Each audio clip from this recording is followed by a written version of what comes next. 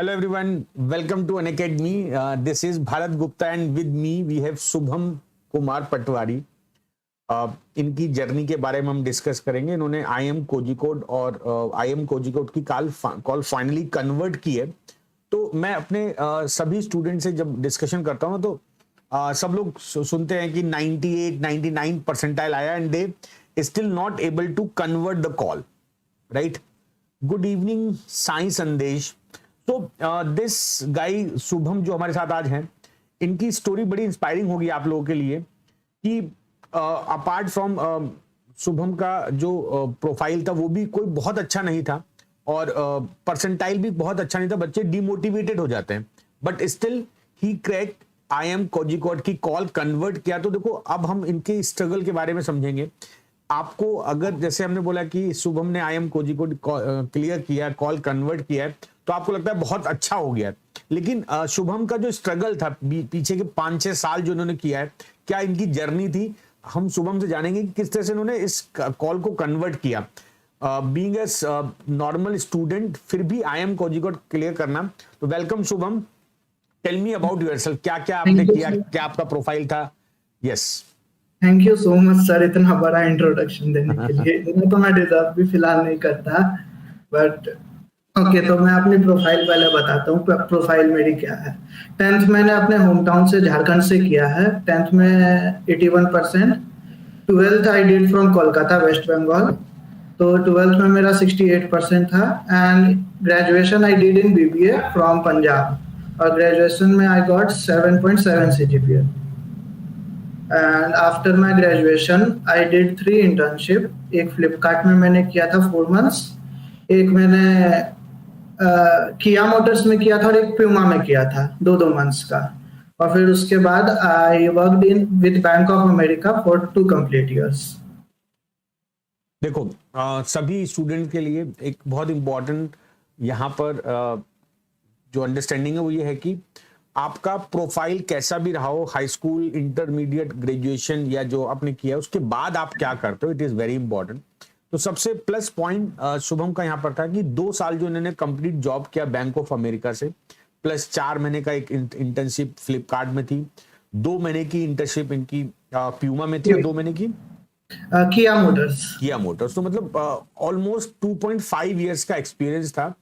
IIM के जो colleges होते हैं ना, ये इसको बहुत अच्छा मतलब वेटेज देते हैं. और सभी के लिए एक बहुत इंपॉर्टेंट एडवाइस है. जैसे शुभम आपके कितने परसेंटाइल थे कैट में? 94.16.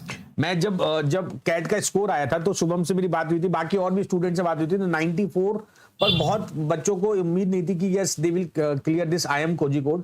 बट द इम्पॉर्टेंट पार्ट, ये सभी लोग समझ लें कि if you are preparing for CAT, that interview part is very important. थोड़ा अपने इंटरव्यू में बताओ Shubham. Okay sir. So IIM Kozhikode का इंटरव्यू 2 पार्ट में डिवाइडेड था. पहला वैट और दूसरा पार्ट आपका पर्सनल इंटरव्यू. तो वैट में they gave us 5 minutes to think upon a topic. एक टॉपिक उन्होंने एलोकेट किया था और फिर 25 minutes उस पर लिखना था. Luckily I got the topic जिसके ऊपर मेरे को काफी नॉलेज थी और उसके ऊपर मेरे को फैक्ट्स भी पता थे. तो मैंने काफी अच्छे तरीके से उसको पेस्टल अप्रोच लगा के उसको प्रेजेंट किया था. तो वैट मेरा काफी अच्छा गया था. बट उसके बाद इंटरव्यू वाला पार्ट, इंटरव्यू इज समथिंग जो हमें पता नहीं होता और हम कुछ एक्सपेक्ट भी नहीं कर सकते हैं कि क्या पूछेंगे क्या नहीं पूछेंगे. क्योंकि मैंने 7 से 8 इंटरव्यू दिए और एक भी इंटरव्यू में ऐसा नहीं बोल सकता हूँ कि एक दूसरे से रिलेटेड था या कुछ सिमिलैरिटीज थी. तो लेकिन IIM कोझिकोड के पैनल में ऐसा था कि वो सुन रहे थे. They were listening to the students and बड़े ऑर्गेनाइज तरीके से उन्होंने पूछा. तो इंटरव्यू से पहले वो एक फॉर्म भरवाते हैं. In that form we have to like tell them about ourselves and our goals, hobbies and our strengths and weaknesses. तो ज्यादातर मेरा जो एप्लीकेशन फॉर्म में पार्ट था वो फाइनेंस के ऊपर ही था. That I said them that मैं आगे फ्यूचर में finance as a career pursue करना चाहता हूँ. तो सारा मेरा इंटरव्यू फाइनेंस के सब्जेक्ट पे, stock market and banking and economics के ऊपर ही रिवॉल्व किया. तो आई वाज प्रेइंग कि मेरा जितने भी क्वेश्चंस मैं इंटरव्यू में फेस करूं वो एकेडमिक्स में ना पूछे, बट अदर देन एकेडमिक्स अगर रियल लाइफ से क्वेश्चंस पूछ रहे या फिर मेरे वर्क एक्स से पूछ रहे तो मैं उसके ऊपर 1 घंटे बोल दूंगा। बट वही बात अगर एकेडमिक्स के ऊपर आती है तो मैं 3-4 तरीके से सॉरी प्रिपेयर करके गया था। हाँ, कि अगर एकेडमिक्स में पूछ रहे हैं तो मैं इस तरीके से सॉरी बोल दूंगा या उस तरीके से सॉरी बोल दूंगा। लेकिन वही अगर वो आसपास के सराउंडिंग्स क्या हो रहे हैं ग्लोबली या फिर इंडिया में या फिर मेरे वर्क से रिलेटेड, तो वो मैंने काफी अच्छा कवर कर लिया था। तो स्टार्टिंग के क्वेश्चंस ही ऐसे थे कि लाइक अब क्या परस्यू करना चाहते हो, पहला क्वेश्चन था आई एम कोई कोर के इंटरव्यू में। तो मैंने बोला कि in future I aspire to be an investment banking, और फिर ये भी बोला था कि I know my profile but सबके कुछ सपने होते हैं या फिर सब कुछ सोचते हैं बनने का, तो ये मैं फिलहाल सोच के रखा हूँ।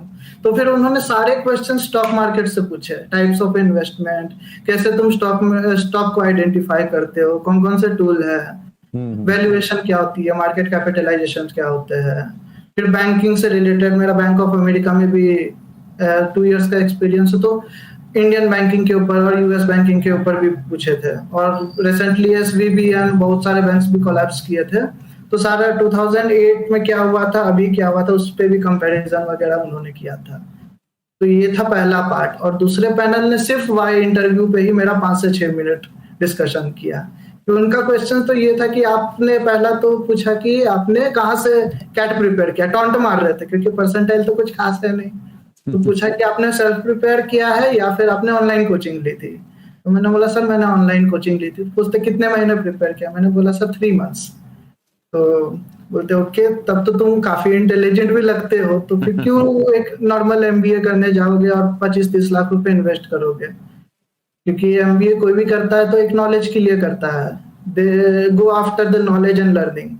और तुम तो इंटेलिजेंट हो ही, तो हमारे कॉलेज से ऑनलाइन एजुकेशन भी होता है जिसमें 1-2 लाख में हो जाएगा। तो फिर इसी पे डिस्कशन चलता रहा। तो बस, और फिर ये एग्जैक्टली आई वुड से कि 15 से 16 मिनट का इंटरव्यू था सर। ओके अच्छा, स्टूडेंट्स की क्वेरी आई है how you prepare for quant LRDI in VRC. हाँ, ये थोड़ा सा अच्छा डिस्कशन होना चाहिए कि भाई आपने किस तरह से क्वांट एलआरडीआई वीआरसी को प्रिपेयर किया था, और आपने अनअकैडमी सब्सक्रिप्शन कब लिया था, कितना आप, क्योंकि वर्किंग थे मेरे ख्याल से उस वक्त ना आप, हाँ, किस तरह से वर्किंग होते हुए भी आप किस तरह से अपने टाइम को मैनेज करते थे। एक्चुअली सर मैंने जुलाई में रिजाइन कर दिया था बैंक ऑफ अमेरिका से। सब्सक्रिप्शन मैंने मई में लिया था, बट वर्कलोड इतना ज्यादा था कि मैं टाइम को मैनेज नहीं कर पाता था, क्योंकि 9 से 10 घंटे की वर्किंग रहती थी और मेरी बेसिक्स वगैरह भी उतने स्ट्रांग थे नहीं कि मैं लाइक अच्छे से सारे टॉपिक्स वगैरह को कवर कर पाऊँ। तो जून या जुलाई में मैंने डिसाइड किया और जुलाई में मैंने कंप्लीटली रिजाइन कर दिया, और अगस्त से मैंने फुल फ्लेज प्रिपरेशन स्टार्ट की। तो स्टार्टिंग में मेरा गोल यही था क्वांट्स में, अगर मैं क्वांट्स की बात करता हूँ तो पहली प्रायोरिटी थी कि मैं सारे चैप्टर्स और सारे यूनिट्स के बेसिक्स कवर कर लूँ, क्योंकि कैट के अगर हम क्वेश्चंस पेपर को एनालाइज करेंगे पिछले ईयर्स के तो काफी इजी क्वेश्चंस आ जाते हैं, और वो हम लोग बता नहीं सकते कि कौन से चैप्टर से आते हैं, कौन से चैप्टर से आ जाएंगे, कभी नंबर सिस्टम से आ गया तो कभी ज्योमेट्री से भी आ गया। तो फर्स्ट प्रायोरिटी तो मेरी यही थी कि सारे बेसिक्स को कवर कर लूँ, ताकि अगर कुछ इजी क्वेश्चंस आते हैं तो उनको मैं मिस आउट ना करूँ। ठीक है, उसके बाद कुछ जैसे जब हम लोग बेसिक्स कवर कर रहे हैं तो हमारे वीकनेसेस एंड हमारी स्ट्रेंथ भी हमें पता लग जाती है कि ये चैप्टर हमारे बनाने में मजा आ रहा है तो इस पे हमें काम करना चाहिए, और फिर इस चैप्टर का वेटेज भी ज्यादा है। तो ज्यादातर फोकस मैंने अर्थमेटिक एंड ज्योमेट्री में किया था, और अलजेब्रा के मैंने कुछ गुड क्वालिटी क्वेश्चंस मैंने बनाए थे, क्योंकि मैंने 3 से 3.5 महीने ही ढंग से प्रिपेयर किया था। तो एक ये टाइम का भी इशू था मेरे पास कि कम से कम टाइम में मेरे को ज्यादा से ज्यादा कवर भी करना है और गुड क्वालिटी क्वेश्चंस भी मेरे को सॉल्व करना है। तो ये चैलेंज मेरे को इसमें क्वांट्स में मिला था। अच्छा, क्वांट में तुमने किसकी क्लासेस अटेंड की थी? सब बेसिक्स के लिए मैंने आपकी क्लासेस सारी अटेंड की थी, जितने भी आपके प्लेलिस्ट है मैंने 1 से 1.5 बार देखे हैं, मतलब ऑलमोस्ट 2x की स्पीड से। जहाँ मैं हार्डली किसी लाइव लेक्चर में आता था, ज्यादातर मैं रिकॉर्डिंग ही देखता था 1.5 या 2x की स्पीड पे। और फिर रही बात हाई लेवल क्वेश्चंस की, तो फिर मैं वो रवि सर के बूस्टर कोर्सेस या फिर बूस्टर क्लासेस को ज्वाइन करता था। तो ये था मेरे क्वांट का। अच्छा, वीआरसी तो वीआरसी में तो मैं सर बोलूँ तो स्कूल से ही स्ट्रगल कर रहा हूँ पास होने के लिए। एक मेरी मेजर वीकनेस है कम्युनिकेशन स्किल्स। ठीक है, जैसे अभी मैं बात कर रहा हूँ हिंदी में तो मैं 1-2 घंटे बात कर लूंगा, लेकिन वही बात इंग्लिश में आती है तो मेरे माइंड में शशि थरूर वाली इंग्लिश चल रही है, लेकिन मेरे मुंह से निकल रही है पाकिस्तानी क्रिकेटर वाली। तो my self from village area वाला बच्चा हूँ। तो ये रहता था मेरा। तो वीआरसी में लाइक मैं जितने ज्यादा क्वेश्चन लाइक आरसीज मैंने काफी सॉल्व की, लेकिन जो एक रीडिंग स्पीड होती है ना जो हमें चाहिए होती है, क्योंकि घड़ी तो वहां पे घूमते रहती है, प्रेशर बिल्ड होते रहता है। तो वीआरसी में मेरा एम था कि मैं बस कट ऑफ को क्रॉस कर लूं। हाँ, बाकी मैं मार्क्स क्वांट एंड एलआरडीआई में मैं गेन कर लूंगा। तो वीआरसी में लाइक मैंने 2-3 टेक्निक शबाना मैम से सीख लिए थे, जैसे पीओई हो गया, process of elimination, skin and scan technique. तो वो सब मैंने काफी उनके लेक्चर से ही प्रैक्टिस किया था। वो वर्कशीट्स वगैरह देते थे, मैम देती थी वर्कशीट्स, तो उनको मैं बराबर से सॉल्व करता था। हाँ, लेकिन मैं लास्ट के 2 मंथ्स डेली रीडिंग करता था एटलीस्ट 30 मिनट्स। अच्छा, न्यूज़पेपर रीडिंग करते थे आप? एडिटोरियल्स में ज्यादा रेफर करता था सर। न्यूज़पेपर में कैट के बाद पढ़ना शुरू किया था। हाँ, इंटरव्यू के लिए। इंटरव्यू के लिए, क्योंकि उस टाइम पे वो कभी भी जो भी आपके अराउंड चल रहा होता वो कुछ भी पूछ सकते हैं, बिजनेस न्यूज या फिर ग्लोबल वर्ल्ड न्यूज। तो इंटरव्यू कैट के बाद मैंने न्यूज़पेपर शुरू किया था, लेकिन उसके पहले मैंने एडिटोरियल जैसे एओन एशेस हो गया, गार्डियंस हो गया, उनको मैं ज्यादा प्रेफर करता था sir. And what about LRDI? तो एलआरडीआई का सर मैं सच बोलूं तो मेरे को अभी तक सिलेबस पता नहीं चल पाया एक्चुअली है क्या। हाँ, और मैं किसी टीचर से भी पूछता तो वो भी नहीं बोल पाते कि सिलेबस है क्या। तो the only suggestion that I used to get is solve as many questions as many set as you can. तो मैंने रवि सर की काफी प्लेलिस्ट थी अनअकैडमी पे, तो मैंने सारे प्लेलिस्ट के जितने भी क्वेश्चंस और सेट्स थे मैंने 2-2 बार सॉल्व कर लिए थे। और लाइक मैं टाइमर लगा के पहली बार तो मैं लॉजिकल थिंकिंग पे पहले कुछ महीने मैंने काम किए, लेकिन फिर लास्ट के जो 1 मंथ था मैं टाइमर लगा के सॉल्व करता था कि 15 से 20 मिनट में मेरे को ये सॉल्व करना है, जो मैंने ऑलरेडी 2 महीने पहले सॉल्व किया है। तो ये अप्रोच मैंने एलआरडीआई में लगाया था कि मैं जितने नेक्स्ट क्वेश्चन जो बच्चों का आ रहा है, मॉक टेस्ट। हाँ सर। कैसे मॉक टेस्ट आपने कब से स्टार्ट किया, मुझे बताओ। शुरुआत में आपके मॉक्स में क्या स्कोर आता था? क्या लेवल ऑफ मोटिवेशन डिमोटिवेशन था with the score of first और सेकंड? और इवन शुरू के 5-6 मॉक्स में आपका स्कोर कम था तो क्या मोटिवेशन आता था, डिमोटिवेशन आता था? क्लासेस में मैं जो आपको मोटिवेट करता था उसका क्या इफेक्ट होता था, ये बताओ आप।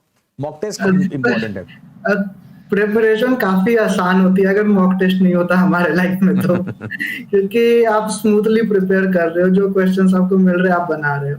लेकिन जिस दिन मॉक टेस्ट देने की बारी आई, हाँ, उस दिन आप नंबर देख के आदमी डिमोटिवेट हो जाता था कि आप 2 महीने से इतना पढ़ रहे हो फिर ये नंबर ला रहे हो।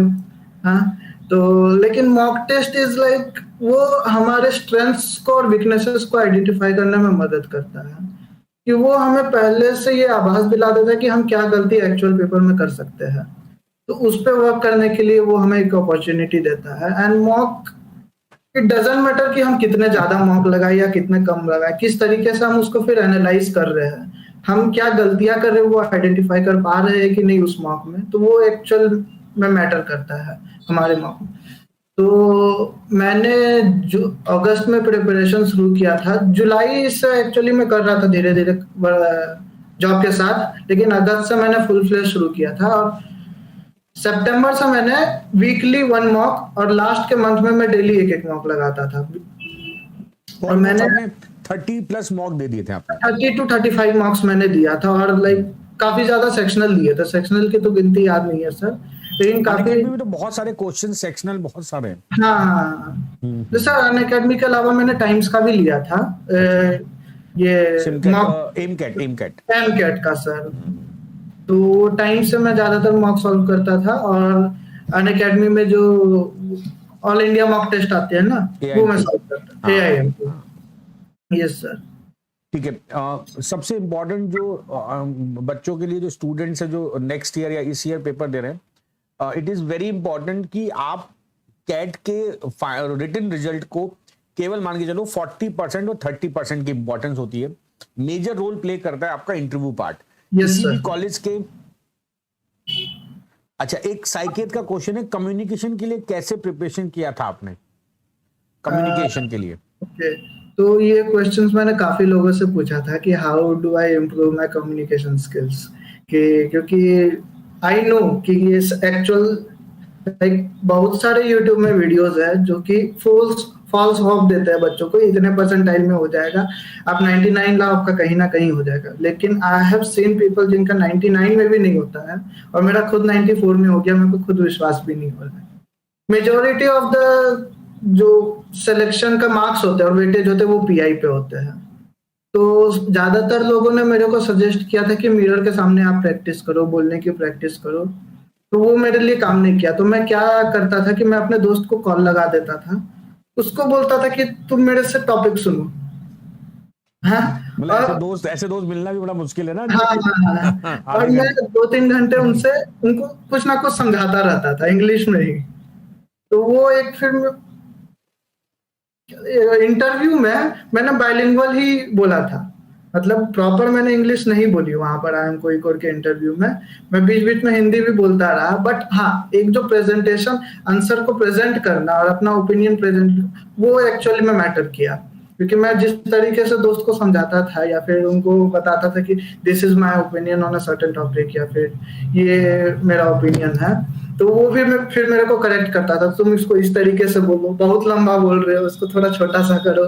हाँ, क्योंकि सामने वाला उतना सुनेगा भी नहीं ना अगर आप अपनी कहानी सुनाते रहोगे फ्रॉम बेसिक्स।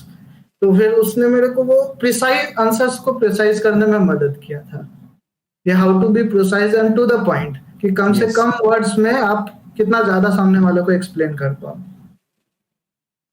तो देखो जो भी एस्पिरेंट इस वीडियो को देख रहे हैं या बाद में देखेंगे, इट इज इम्पॉर्टेंट कि आप अपना कम्युनिकेशन लेवल अभी से इम्प्रूव करना स्टार्ट करो। Reading newspaper also helpful for your comprehension part, VARC में हेल्प करेगा। रीडिंग कंप्रीहेंशन के लिए इंप्रूवमेंट है, साथ ही साथ आपको जो अपनी कम्युनिकेशन स्किल्स है वो बिल्ड करेगा। तो आप जो भी इस साल एग्जाम देने जा रहे हैं, क्वांट एक बड़ा मेजर पार्ट प्ले करता है, फिर एलआरडीआई है, फिर वीएआरसी है। तो जैसे क्वांट में बताया कि आप लोगों को लगातार क्वेश्चंस करते रहने हैं, बेसिक्स इंप्रूव करो, बूस्टर कोर्स करो, अच्छे अच्छे क्वेश्चंस करो, मॉक टेस्ट दो, कम्युनिकेशन स्किल्स पे वर्क करो। नो मैटर आपका स्कोर क्या रहता है। मेरे पास अभी ऐसे भी स्टूडेंट, जैसे कल मैंने एक स्टूडेंट का इंटरव्यू लिया था, 96 परसेंटाइल था, उसको IIM शिलोंग मिला है। तो ऐसा नहीं है कि आपका, मैंने ऐसे भी एग्जाम्पल देखे कि 92 91 के बाद भी बच्चों को अच्छा कॉलेज मिलता है, प्रोवाइडेड आपका प्रोफाइल कैसा भी हो, कैसा भी प्रोफाइल हो, अगर आपने इंटरव्यू अच्छा दिया है, आपका वर्क एक्सपीरियंस अच्छा है। देखो वर्क एक्सपीरियंस जैसे शुभम का है 2.5 ईयर से ज्यादा का है, तो यही उसको 5 से 6 नंबर एक्स्ट्रा मिल गए। फिर उसके बाद इनके साथ जो सबसे बड़ी प्लस पॉइंट था कम्युनिकेशन, जो भी आपके अंदर है उसको आप अपनी लैंग्वेज में प्रेजेंट कर पा रहे हो, अच्छे से कर पा रहे हो, दिस इज इंपॉर्टेंट। तो व्हाट इज द शुभम, अभी जो अपकमिंग स्टूडेंट के लिए क्या आप एडवाइस करना चाहोगे?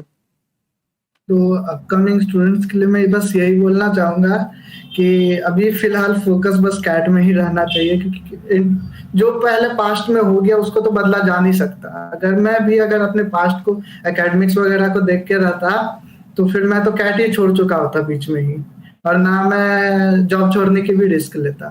तो पहली प्रायोरिटी तो पूरे सिलेबस कवर करने की है, और मॉक देने से ज्यादा उसको एनालाइज एनालाइज करने में फोकस रहना चाहिए कि आप क्या गलती कर रहे हो और उस गलती को दोबारा ना दोहराओ। बहुत बहुत अच्छी बात है, जो गलती आप कर रहे हो उसको दोहराओ नहीं, और बस ये बात समझ के चलो कि percentile is not important, 92 93 plus आपको लाना ही लाना है। उसके बाद आप कैसे अपने को रिप्रेजेंट करते हो, personal interview is the key. आप एग्जाम के वक्त आपका क्या मेंटल स्टेटस था, आपने क्वांट में क्या करा क्या नहीं करा, कोई पार्ट खराब हो गया कोई फर्क नहीं पड़ता, आप अगले पार्ट पे अच्छा करो and then go for good PI. PI जितना अच्छा होगा उतना आपको वेटेज मिलेगा, और जिस तरह के भी आपके पास प्रोफाइल है उस पर वर्क करो, इंटर्नशिप करिए, उस पर वर्क करो, उसको बहुत इंप्रूव करना है, राइट? एनी अदर क्वेरी, किसी और स्टूडेंट्स की क्वेरी है, शुभम से पूछ सकते हो आप लोग अभी।